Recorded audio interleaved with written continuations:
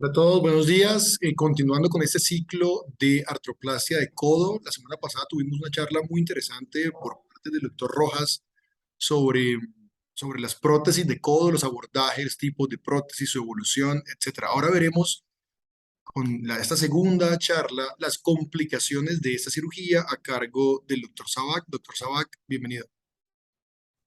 Muy buenos días a todos. Muchas gracias, doctor Fierro, por permitirme el espacio para hablar de este tema. Me pareció muy importante realizar esta charla en vista de que en la Fundación Santa Fe cada vez o cada año se hacen más reemplazos de codo. Como es importante hablar del reemplazo de codo como tal, también es importante hablar de las complicaciones para que nos vayamos familiarizando con las complicaciones que se pueden. Entonces, al estudiar este tema, pude observar que las complicaciones en reemplazo de codos son muy frecuentes y a cada complicación se le atribuye el título del libro según la bibliografía que revisé. Y para no realizar esta charla tan extensa, mi único objetivo es describir de manera general las principales complicaciones reportadas en la literatura para el reemplazo de codo, decirles cuáles son las más frecuentes, hablar un poco de características clínicas, radiográficas, para poder sospecharlas a tiempo y al mismo tiempo mencionar algunas pautas preventivas y las diferentes complicaciones, lo que hay reportado en la literatura. Para empezar a hablarles, perdón, para empezar a hablarles del tema, quiero decirles que el reemplazo total de codo es una opción efectiva para el tratamiento de artrosis terminal de diferentes patologías, entre las cuales vamos a ver la primaria, la artrosis reumatoide, la artrosis postraumática y más recientemente se ha dado importancia en el contexto de fracturas agudas que sean irreconstruibles. Con esta gran variedad de indicaciones, la tasa de complicaciones es realmente muy alta, el 24%, lo cual es muy superior a otras tasas de complicaciones de cualquier otro caso articular. También es cierto que la mayoría de los ortopedistas no está familiarizado con la cirugía y mucho menos con las complicaciones, lo cual hace muy pertinente este. Si comparamos los diferentes registros de artroplastia y cómo se han comportado con los años en estos diferentes países que vemos en pantalla a la izquierda, nos damos cuenta que en países como Italia o como el Reino Unido se reportan más de 500 cirugías de reemplazo de codo por año, según lo reportado para el 2015. Esto en comparación con años previos, como por ejemplo en el 2006, y esta estadística se dice que todavía va creciendo.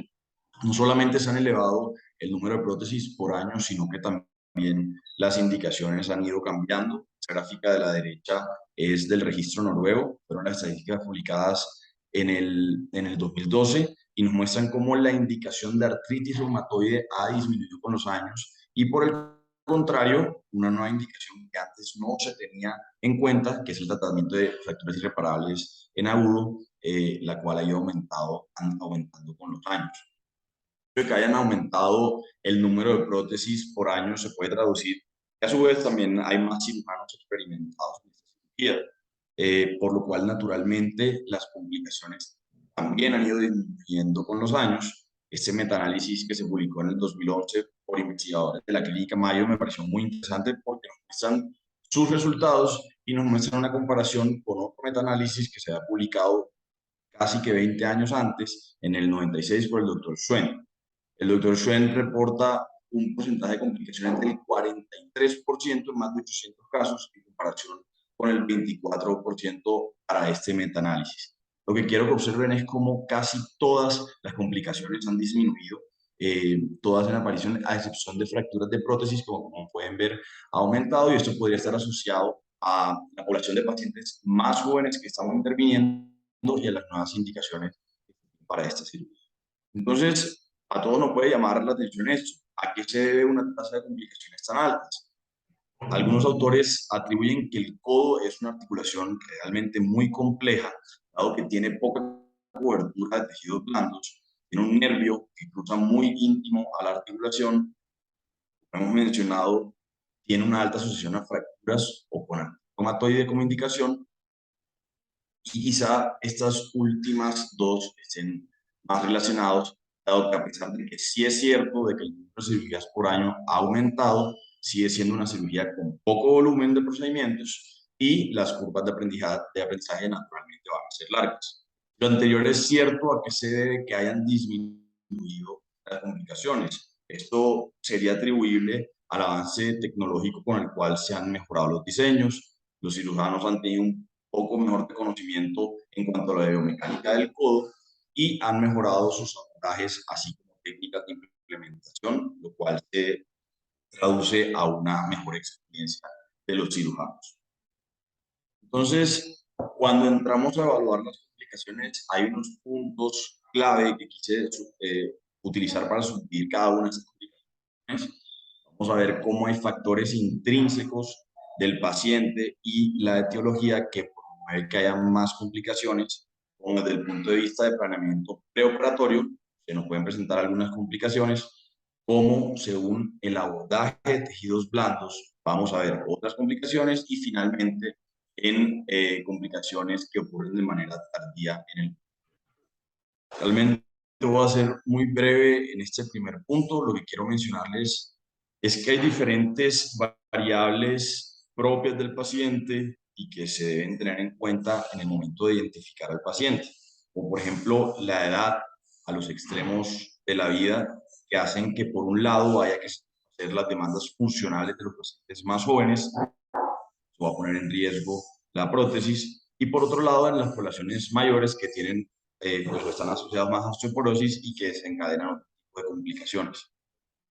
Así como esto, también hay que evaluar el nivel funcional o deportivo del paciente, la etiología de base, dado que un mayor número de complicaciones se reporta cuando la principal causa es la artritis reumatoide o la fractura aguda. El nivel socioeconómico y la educación del paciente para poder explicar claramente los requerimientos y las limitaciones que tendrán estos pacientes en el postoperatorio. También es importante predecir cómo va a ser la herencia de los pacientes a los esquemas de rehabilitación, que también va a predisponer a otros tipos de complicaciones como la rigidez. Y por último, qué comorbilidades presenta el paciente, dado que se ha visto que en pacientes más comorbidos hay una relación o una tasa de complicaciones más alta, y por el contrario las supervivencias de las prótesis tienden a ser inferiores. El segundo punto clave, una vez hayamos identificado a nuestro paciente, es realizar un adecuado planeamiento quirúrgico. Cada vez, como mencioné al comienzo, cada vez hay un mejor entendimiento de la biomecánica del codo, lo cual lleva a que los cirujanos de codo hagan un planeamiento prequirúrgico más acercado a la realidad, lo cual es crítico para que haya un menor estrés, o mejor dicho, una mejor disipación del estrés en la interfase hueso-implante. Hay diferentes estudios que nos muestran precisamente cómo restablecer la biomecánica de la patología y cómo, siguiendo algunos pasos claves, se puede llevar a menores tasas de complicaciones. En este artículo resaltan los conceptos de paralelismo medular, que es el principio de que el eje del vástago y el eje del hueso no deben diferir más allá de 10 grados para prevenir complicaciones como en el caso. En este artículo también se resalta la importancia de restablecer adecuadamente el centro de rotación del húmero y del cúbito. La diferencia, una vez implantemos ambas prótesis, no debe ser más allá de 5 milímetros en cuanto al centro de rotación. Y otras medidas importantes que también se han descrito en diferentes artículos serían el tamaño, el diámetro de los vástagos, la articulación, o como algunos ejemplos. Fíjense lo que puede ocurrir: calcula adecuadamente el centro de rotación del implante. En este caso, de la derecha vemos cómo se hace una implantación de una prótesis, la cual está muy distal, y esto, cuando el paciente vaya a realizar la flexión, puede causar un pinzamiento, lo cual va a estresar cualquiera de los dos componentes, llevando a diferentes tipos de complicaciones, pero la más básica acá pudiese ser el aflojamiento. Entonces, un adecuado conocimiento de las prótesis a utilizar, las medidas a restaurar, cómo precisamente regresar a esta articulación a parámetros más anatómicos es indispensable para el tratamiento. Y teniendo en cuenta todo lo anterior, quiero iniciar a hablar de las complicaciones. El aflojamiento es una de las complicaciones más frecuentes, con una frecuencia de entre el 7 al 15% según lo reporta la literatura. Si hablamos de aflojamiento radiográfico, esta complicación pudiese ser eh, más alta, llegando hasta el 19% de la literatura. El aflojamiento va a estar dado por diferentes factores, como por ejemplo no restaurar adecuadamente la biomecánica de la articulación o factores intrínsecos de la prótesis, como por ejemplo las prótesis acopladas, en aflojarse más por haber un mayor estrés y se dice que en estos casos el porcentaje puede ser más o menos del 25%. Esto se ha disminuido con el tiempo y también con el uso de implantes semiconstreñidos. Los factores quirúrgicos o del cirujano, como por ejemplo, es no posicionar bien esta prótesis, que puede incrementar naturalmente el riesgo de esta complicación.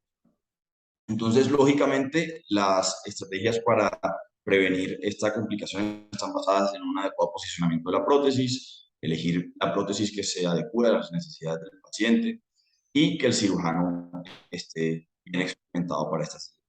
Solo si el paciente es sintomático, se debe llevar a una nueva cirugía y según sea el grado de compromiso, se pueden realizar cirugías de revisión de los componentes o en el casos más severos, en los que no se pueda restaurar la anatomía normal debido a diferentes causas, por ejemplo, defectos óseos, se pueden realizar artroplasias de resección, artrodesis o reemplazos cadavéricos, los cuales todavía están en esto.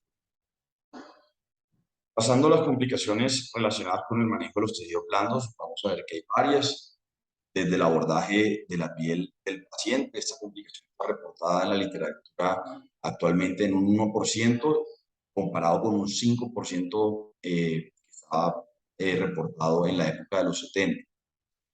Problemas como el edema, la infección superficial, el roce o las dehiscencias van a ser más comunes si la piel es frágil y podremos observar problemas como el que vemos. Una forma de prevenir estas complicaciones es evitar incisiones que pasen a través del olecranon. Por el contrario, se trata o se recomienda evadirlo a través de incisiones curvas, y la clínica Mayo también evita el uso de películas yodadas que ponen más en tensión la piel y, por último, realizar una adecuada cauterización de que presentemos era de esta gama de complicaciones de la piel. El tratamiento sería evaluar la herida rutinariamente a los 8 días y si a los 8 días persiste con cualquiera de los signos que mencioné, se debe poner en un brace o en un yeso por 10 a 14 días y de no solucionarse este problema va a requerir nuevos lavados en casos de infecciones superficiales o nuevo cierre de la herida en caso. Entonces, ya pasamos la piel y el siguiente paso en la mayoría de las cirugías es el manejo que se le debe dar al cubital. La neuritis del cubital tiene una frecuencia que es variable. Los más recientes reportan una incidencia del 2%, pero hay otros reportes más antiguos que hablan de hasta un 20%. Se dice que en cuanto a la clínica, el 5% de estas complicaciones se va a presentar en forma de neuropatía profunda motora y un 25% se va a presentar de una forma tipo neuropraxia transitoria. Las causas de lesión del cubital van a estar relacionadas con tracción excesiva, hematoma, presión directa, edema, irritación del vendaje y también se ha relacionado daño térmico secundario a la. Para prevenir la lesión del cubital, se está cuestionando en la literatura la necesidad o no de la transposición del nervio, puesto que tiene unas ventajas como por ejemplo la protección del nervio durante la manipulación, la prevención de una compresión cubital. Sin embargo, también hay otras desventajas, como por ejemplo un daño directo a la irrigación sanguínea o un daño directo al nervio. Entonces, si hacerlo o no es debatido. Según el metaanálisis que hace un rato les mostré, la incidencia era del 2.5% y los estudios que reportaban una transposición rutinaria del nervio cubital mostraban una mejor tasa de lesión cuando se comparaban con los estudios que rutinariamente no hacían una transposición. En todo caso, el manejo de esta complicación sería reintervenir y explorar el nervio solo en caso de que haya una lesión profunda del nervio y que el cirujano no tenga certeza o no esté del todo seguro de que hay una adecuada integridad. Si seguimos con el abordaje en tejidos blandos, lo siguiente que tenemos que hacer es pensar cómo vamos a manejar el tríceps. Y la complicación de insuficiencia del tríceps se está reportando en la literatura entre un 2 al 8%, pero quizá por una falta de características de qué es una insuficiencia del tríceps, la frecuencia de aparición pudiese ser incluso más alta de lo reportado. Recordemos que el tríceps cumple dos funciones en el reemplazo protésico de codo. La primera, como bien pueden pensar, es la extensión activa de la articulación y la segunda sería ser un estabilizador dinámico de la articulación, así como una barrera protectora de la piel. Típicamente la insuficiencia del tríceps se va a manifestar como una falta de extensión y entre un 15 a 20% de los pacientes van a presentar dolor.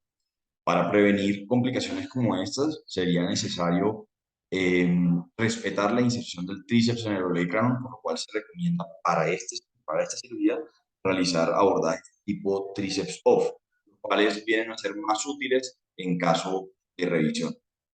Y pues muy claramente un manejo meticuloso en el momento de manipular el tríceps ayudará a disminuir el riesgo de esta complicación. Una vez se presenta esta complicación, existen diferentes clasificaciones que gradúan la lesión y según lo encontrado en esas clasificaciones, existen diferentes alternativas de tratamiento como la reparación primaria, un colgajo rotacional del ancono también podría ser una buena opción, o inclusive en casos más avanzados se puede utilizar un halo injerto de tendón de Aquiles con o sin integración del calcáneo según el grado de osteolisis que pueda presentar el olecranon. No es mi objetivo repasar cada uno de estos abordajes, pero solo quería recordar que los abordajes tríceps off son aquellos en los que los tríceps es separado del olecranon y es insertado al final del procedimiento, y estos son los que más están asociados a este tipo de complicación con un 30%. También existen los abordajes donde se deja la inserción del tríceps, se deja intacta en el caso de los tríceps on, y vemos algunos otros ejemplos de ellos. Eh, bueno, ahora, ¿qué complicaciones se pueden asociar de manera tardía? La primera a evaluar sería la infección o la sepsis articular, que se reporta en un 5 a 11%. Los microorganismos causales más encontrados son el Staphylococcus aureus y el Streptococcus epidermidis. No puede ser más virulento que el anterior. La clínica, pues muy bien la conocemos, puede presentar fiebre, malestar general, inestabilidad, signos locales de infección, pero ojo, porque diferentes estudios han demostrado que hasta en un 50% de los casos, o en menor de unos 50% de los pueden presentar estos signos y síntomas típicos, eh, y hablan de que el dolor persistente pudiese ser un síntoma cardinal. Sobra decir que hay que estudiar muy bien estos pacientes con vigilancia clínica, reactantes de fase aguda, aspirados, imágenes que nos pueden ayudar en el diagnóstico. Para prevenir esta complicación, se ha visto que asociar antibiótico al cemento puede disminuir las tasas de complicación de 11 a un 5%, y de nuevo realizar un manejo meticuloso de los tejidos blandos también pudiera ayudar. Las bases del tratamiento serían realizar múltiples lavados. Se debe intentar siempre una estrategia de retención de implantes como primera instancia, sabiendo que cuenta con una alta tasa de falla, evaluar la necesidad de retiro y reimplantación, y en casos más complejos se puede ya ofrecer la opción de artroplastia. Cuando entramos a ver las complicaciones de fracturas periprotésicas, encontramos que es una complicación muy frecuente, del 5 al 29% de frecuencia según lo que se reporta en la literatura. Estas pueden ocurrir inmediatamente o pueden ocurrir en el postoperatorio. Lógicamente, la principal causa es el trauma, pero se han descrito otras causas como la osteoporosis, el stress shielding alrededor de los tejidos, una técnica pobre, o que el paciente no sea colaborador y que empiece a realizar rehabilitación tempranamente. El principal factor de riesgo para desarrollar estas fracturas siempre va a ser una mala calidad ósea que puede venir del preoperatorio, con artritis reumatoide o pacientes osteoporóticos. Puede venir de problemas intraquirúrgicos asociados a un mal planeamiento, según la prótesis a escoger, un mal cementado, un mal posicionamiento de los implantes o un mal manejo de los tejidos blandos, o inclusive pueden ocurrir en el postquirúrgico, como les mencionaba ahorita, una mala rehabilitación que exige que los pacientes utilicen el codo mucho más temprano de lo esperado. También se puede ver esa complicación en infecciones o lógicamente en caída. La prevención de esta complicación está basada en identificar y corregir esos factores de riesgo dentro de lo que sea.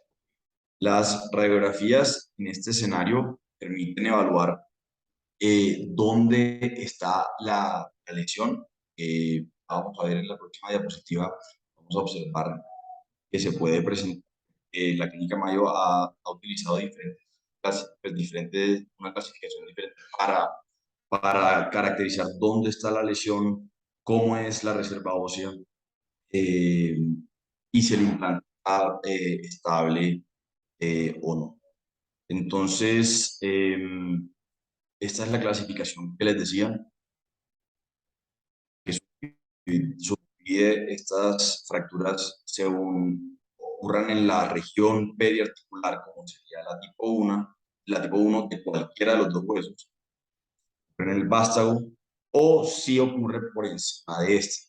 Y también es importante, según esta clasificación, subclasificarla, teniendo en cuenta si el implante está adecuadamente posicionado, la reserva ósea del implante, o perdón, del hueso, o cómo está el implante, porque según esto vamos a poder definir diferentes métodos de tratamiento que van a depender de esta clasificación netamente, pues según lo que ellos reportan, y los métodos o las alternativas del tratamiento van desde un manejo no operatorio a realizar osteosíntesis hasta realizar osteosíntesis más complejas con injertos estructurales, ya cuando la causa es secundaria a defectos.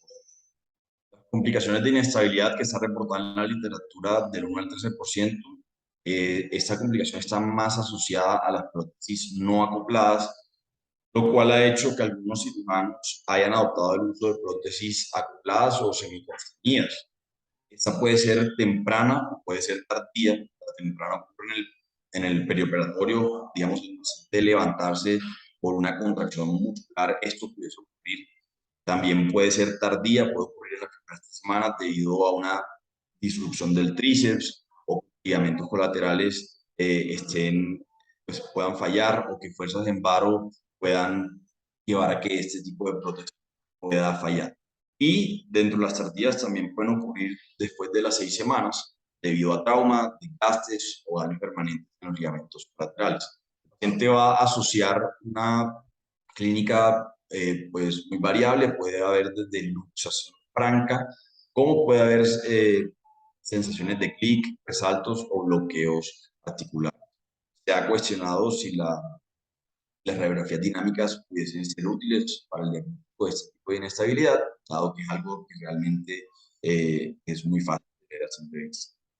Para prevenir estas complicaciones se debe respetar la instrucción de los estabilizadores estáticos, nuevamente, tríceps, escoger adecuadamente la prótesis según las necesidades del paciente, escoger bien al paciente según su edad, sus necesidades fisiológicas y sus actividades deportivas. Dependiendo de la integridad de los ligamentos, el tiempo de evolución, el tipo y el grado de la inestabilidad, hay diferentes abordajes de tratamiento que van desde realizar una reducción cerrada y movilización, esto se puede hacer durante 3 semanas. En caso tal de que fallara, se puede realizar una reparación, si efectivamente hay una lesión completa de los estabilizadores, se puede hacer una reconstrucción ligamentaria. Y finalmente, si ha pasado ya mucho tiempo y consideramos que no hay tejido para reparar, se debe considerar también realizar un cambio de implante, una prótesis acoplada, como ver en el ejemplo de la derecha. El desgaste de polietileno también ha sido una complicación que se ha visto con mayor frecuencia en las últimas décadas, debido a que hemos pasado a utilizar prótesis no acopladas a utilizar prótesis semiconstreñidas. Precisamente estas prótesis semiconstreñidas utilizan un carrete de polietileno, por lo cual la mayoría de literatura que encontré con respecto a este tipo de complicación se basa en las complicaciones en prótesis. La frecuencia de aparición es del 1 al 6%. La clínica va a ser dada por dolor, crépito, edema, síndrome articular y es raro que vaya a haber una pérdida de la movilidad. No siempre va a estar indicado el tratamiento. Las recomendaciones van a ser cuando existan dolor asociado a este problema o falla mecánica asociada a este problema. Y el tratamiento va a ser realizar una revisión del componente poliédrico, realizar el retiro o recambio del mismo, retirar la pseudomembrana que está asociada en una gran cantidad de casos, como lo vemos en el caso de la derecha, y siempre tratar de preguntarse si la causa de este desgaste es un mal alineamiento de los componentes, lo cual requerirá naturalmente un recambio de los componentes orales y secundarios. Pero por lo general no requieren recambio. Radiográficamente se puede evaluar el desgaste en una radiografía AP. Este es un esquema tomado de un artículo que evalúa la prótesis de Conrad Murray, una prótesis que fue diseñada para permitir 7 a 10 grados de varo algo.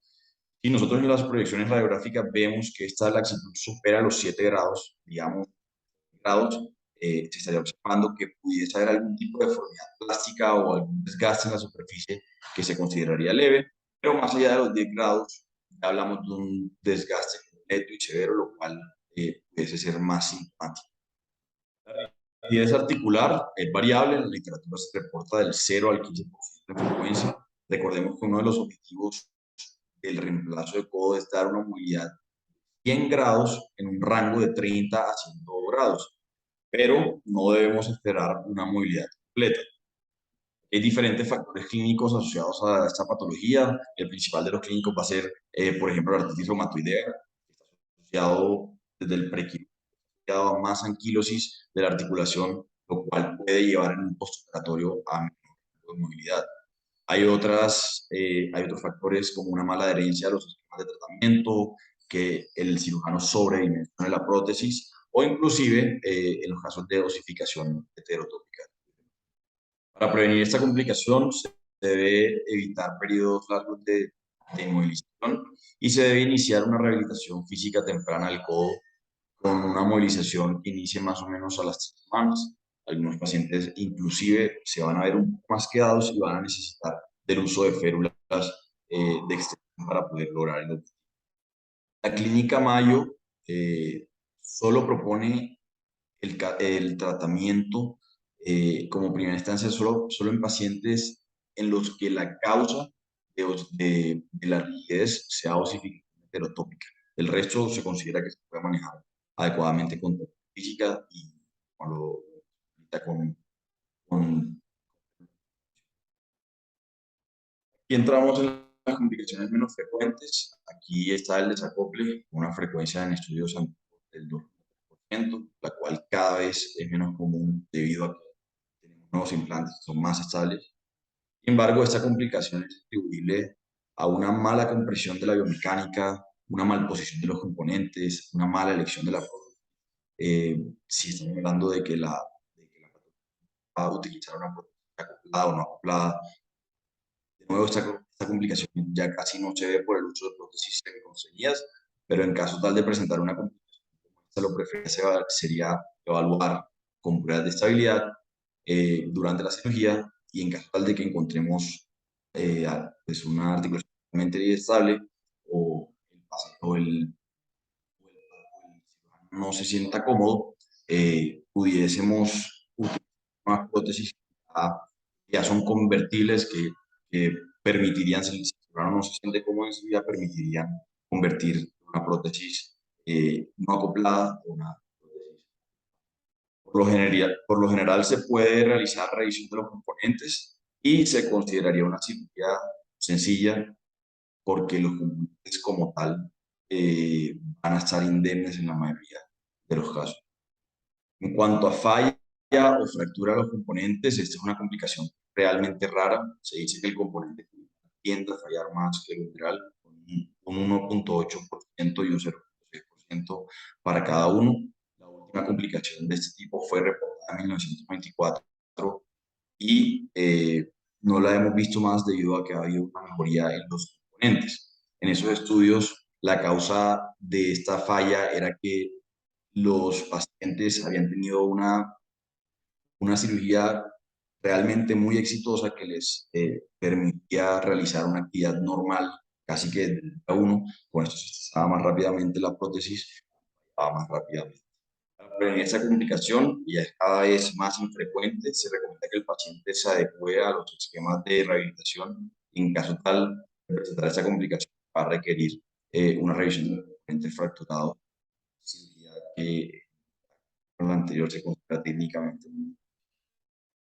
Y a la última complicación que vamos a ver el día de hoy es la osificación heterotópica, realmente rara, tiene una frecuencia de aparición de 0,4%. Se reporta en la experiencia de la clínica Mayo. Diversos autores hablan de que esta complicación es tan rara que inclusive solo ocurre en ocasiones especiales, como si tengan fractura avanzada o en casos de un reemplazo por fractura aguda.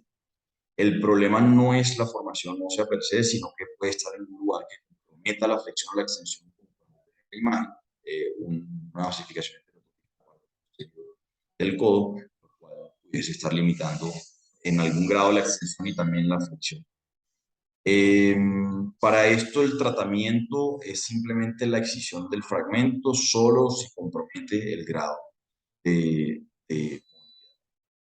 y ya pues, para prevenir estas complicaciones quise traer unas últimas precauciones. Primero, una de las cosas que definen a un buen cirujano es determinar cuándo operar o cuándo no operar para evitar estas complicaciones. El paciente debe ser consciente del procedimiento que se está haciendo, conocer las limitaciones de cuánto van a poder cargar en el postoperatorio, cómo debe ser la rehabilitación, por lo cual esta actividad debe ser escogida muy, pues, muy minuciosamente en cuanto a la selección de los pacientes. Se debe hacer un adecuado planeamiento preoperatorio, qué tipo de prótesis requiere el paciente según sus necesidades, según su calidad ósea, según sus posibilidades, según la calidad de los tejidos. Se deben tener a la mano todos los implantes, sobre todo con esos nuevos implantes modulares que ahorita mencionábamos, que utilizan hoy en día en caso tal de que se requiera algún cambio intraquirúrgico. Siempre ojalá tener al lado a un cirujano de codo experimentado, ya que esta cirugía no debería ser realizada por un ortopedista general. Debe ser meticuloso con la técnica quirúrgica y se debe realizar un buen manejo. Entonces, para concluir, las complicaciones en el reemplazo total de codo siguen teniendo una alta frecuencia, como lo vimos, el 4% a pesar de los avances tecnológicos en esta temática. Hay complicaciones de todo tipo, biomecánicas, asociadas a los tejidos blandos, a la musculatura, pero lo importante aquí es tener un adecuado entendimiento de los posibles problemas que se puedan presentar antes, durante o después de cirugía para ayudar en la prevención, en el tratamiento de estas complicaciones. Dentro de lo que revisé y lo que pudimos ver hoy, las complicaciones más frecuentes van a ser el afectamiento aséptico, las fracturas periprotésicas, la insuficiencia del tríceps, por lo cual creo que estas son las que más debemos reconocer. Y finalmente, es indispensable que los ortopedistas con formación se relacionen con este tipo de complicaciones, dado que en el futuro un mayor número de estos procedimientos se van a realizar con muchísima seguridad. Para ahondar más en este tema pues en las complicaciones y otros temas acerca del reemplazo de codo, yo recomiendo mucho este libro, me ayudó mucho a preparar esta charla y este artículo de revisión que podemos ver, estos dos primeros artículos de revisión que podemos ver en la parte de pantalla, así como la revisión temática que se realizó en el 2001 en la clínica Mayo.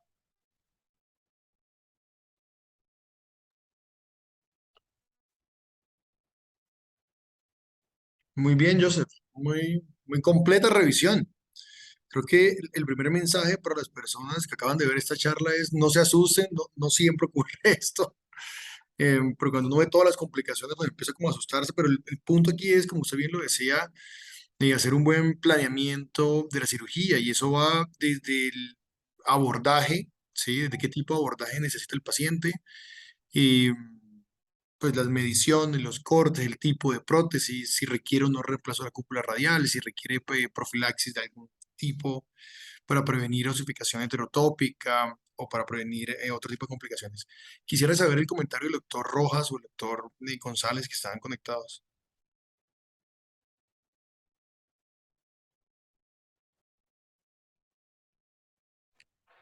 Sí, Joseph, gracias. Muy completa la revisión. Eh, la lista de complicaciones es larga, sin duda, pero como dice Guido y como dijo usted, pues la mayoría son prevenibles. Aquí la clave está en el concepto pues general de que si haciendo todo bien se presenta una complicación, eh, pues tocará enfrentarla, claro. Lo importante es que uno no sea parte de esa complicación en cualquiera de los aspectos que ya se mencionaron.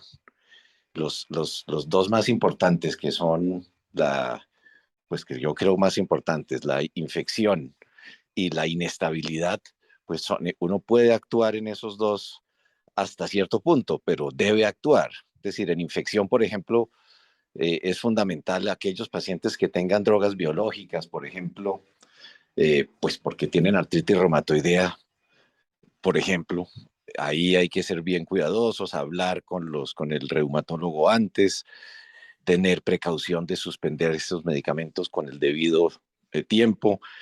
Eh, los antibióticos en reemplazo de hombro siguen siendo similares a cualquier otro reemplazo articular, pero ocasionalmente habrá que considerar dar antibiótico por más tiempo. Es decir, tener todo en mente antes de operar al paciente para prevenir ese particular problema de infección hasta donde más se pueda. Y en inestabilidad, pues la escogencia de la prótesis, como dice Guido, es clave. Afortunadamente, estas prótesis semicostreñidas de hoy en día y desde hace ya tiempo con la de Conrad Murray ayudan muchísimo para esa dificultad. Entonces, tratar de quedarse, o no tratar, quedarse en aquellas complicaciones no prevenibles. Las otras, las fracturas intraoperatorias durante la cirugía, pues la mayoría son prevenibles y eso, ahí está el abordaje, la técnica quirúrgica. A pesar de eso, si uno hace todo bien, de vez en cuando se presentan fracturas. Pero, es decir, el mensaje es ese, el énfasis de que la complicación sea solamente la no prevenible, pues eso es para toda la medicina, pero en particular para el reemplazo de codo sí que tiene uno que tener todas las antenas prendidas. Gracias, Joseph. Gracias, doctor. Eh, Muy buena la revisión, bastante extenso y complejo el tema, como sabemos, Joseph, pero estuvo muy completo. Yo creo que el objetivo principal de esta charla, y ya el doctor González y Guido lo han dicho, no tengo mucho más para aportar, es eh, identificar y reconocer estas complicaciones y tenerlas en mente al momento de indicar esta cirugía. Hemos mejorado en disminuir las complicaciones especialmente relacionadas con el implante, con mejoría en el diseño del implante. Sin embargo, hay complicaciones que se pueden seguir presentando aún con una técnica adecuada y eso es súper importante cuando uno indica esta cirugía. Si ustedes comparan esta tasa de complicaciones, por ejemplo, el aflojamiento aséptico que todavía está un poco por encima del 10% en comparación con reemplazos de otras articulaciones, pues sigue siendo bastante alto. Entonces creo que es bien importante tener en mente estas potenciales complicaciones al momento de indicar la cirugía y de hacer el consentimiento del paciente y de hacer el balance riesgo-beneficio. Y adicionalmente, reconocerlas todas, ya que si uno va a operar un paciente de esta cirugía, pues uno debe saber cuáles son las complicaciones y cómo solucionarlas, si no, tal vez uno no está preparado para operar estos pacientes. Entonces, creo que no tengo más que agregar en este momento. Cada complicación uno podría hacer casi que una charla completa de cómo se maneja. Sin embargo, creo que lo importante hoy es que ustedes las reconozcan y sepan cuáles son las más frecuentes de ellas. Sí, totalmente de acuerdo. Creo que con la charla anterior del doctor Rojas y esta ya queda uno bastante claro el por qué debe continuar la línea para no llegar a estas complicaciones. Si no hay preguntas del auditorio, creo que dejamos acá. Si alguien tiene alguna pregunta, por favor, levante la mano. Bueno, así quedamos. Muchas gracias. Nos vemos en un rato. Que estén bien.